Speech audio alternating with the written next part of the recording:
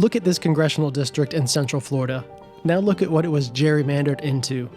This area, the 7th District just north of Orlando, is deeply purple, a true mix of Republicans, Democrats, and Independents.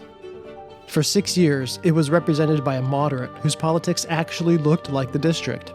Then, Tallahassee drew a new map. They sliced out the moderate areas and packed in rural Volusia County. The result? A contested moderate seat was handed to a hardline extremist. Not because the voters changed, but because the map did. This effectively stripped true representation away from hundreds of thousands of voters. Let's look at how this happens and how we actually fix it.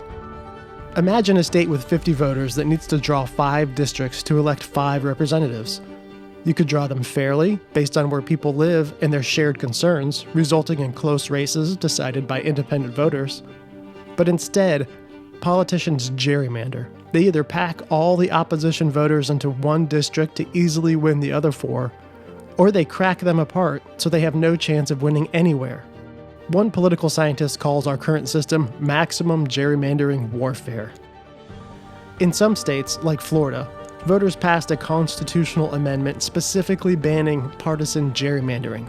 It's ignored by the politicians. If state constitutions can't stop gerrymandering, what can? Most democracies use a form of proportional representation. Instead of small winner-take-all districts, you have fewer larger districts that elect multiple representatives. Seats are awarded in proportion to how the people actually voted. Take Florida today. Registered voters are roughly 41% Republican, 30% Democrat, and 25% Independent.